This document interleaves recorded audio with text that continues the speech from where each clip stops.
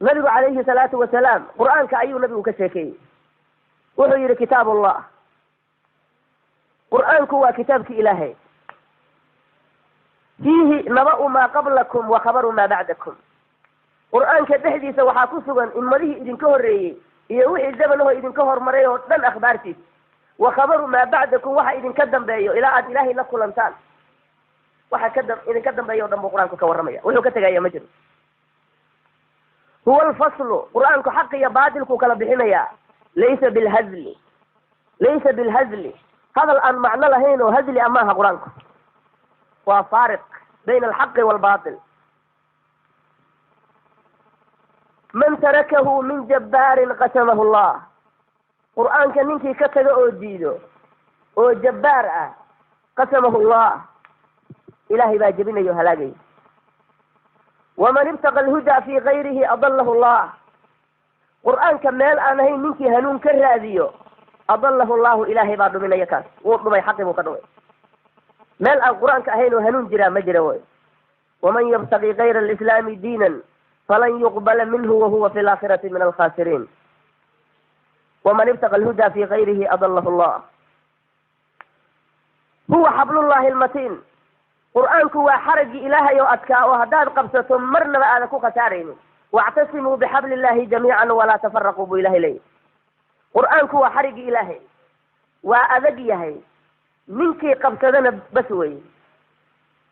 huwa alcurwatu lwusqaa lam fisaama laha waa xarig lagu kalsoon yahay oo marnaba aan go-aynin wey wahuwa dikru lxakiim waa waxyi xeel dheer oo ilahay xaggiisa laga soo dejiyay qur-aanku waa waxyi waana xakiim oo say la arko mawdiciisii uu u baahnaa buu dejinaya wahuwa siraadu lmustaqiim wadada keliya ee toosan weeye ridaha ilaahay lagu gaaraya wa ana hada siraatii mustaqiiman fattabicuuh walaa tattabicu subul fatafaraqa bikum can sabiilih wahuwa siraadu lmustaqiim huwa aladi laa taziiqu bihi alahwaa qur'aanka waa midka hawooyinka iyo waxa baatilka oo imaanaya marnaba aysan leexin karin ilaahay baa xifdiyey qur-aanka wax bedeli karaa ma jiro walaa taltabisu bihi alalsina carabyaalka lagu hadlayo iyo luqaadka dadka ee kala duwan qur-aanka ma dhehayso kuma dhex darmanayo qur-aanka kun qof oon isku luqaahayn oon isafgaranayn hadday meesha isugu yimaadaan qur-aanka markuu ku dhawaaqo waad un garanaysaa bas qur-aanku waa kalaamka ilaahay wax sawda oo ku darmanayaa ma jira wey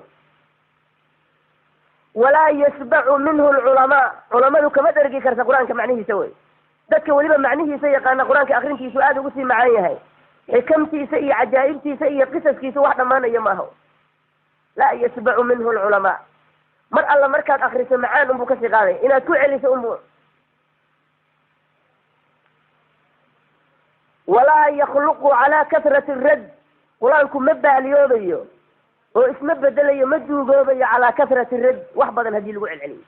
hal aayada haddaad kul goor ku celiso macaan unbuu kasii qaadaya kalaamka kale haddaad ku celceliso waad ka noogaysaa waad ka daalaysaa laakiin qur'aanka macaan marba markii ka dambeeyo wuu sii macaananaya ma baaliyoobayo qur-aanku walaa tanqadi cajaa'ibuh qur-aanka cajaa'ibtiisu ma dhammaanayso waxa uu ka warramayo iyo asraarta iyo xikamta iyo cilmiga ilaahay dhexdiisa uu dhigay wax go-aya maaha walaa tanqadi cajaa'ibuh huwa aladi lam tantahi aljinnu id samicathu xataa qaaluu inaa samicnaa qur'aanan cajaban yahdi ila rusd qur'aanku waa midkii jinku marka ay maqleen oo dhegaysteen ay ishanan waayeen oo iscelin waayeen ilaa ay yidhaahdaan inaa samicnaa waxaan maqlnay qur'aanan cajaban qur'aan yaab leh yahdi ila rusd hanuunka dadka ugu yeeray man qaala bihi sadaq qur'aanka ninkii ku qawlo run buu sheegay buu yiri nabigu calayhi salaatu wasalaam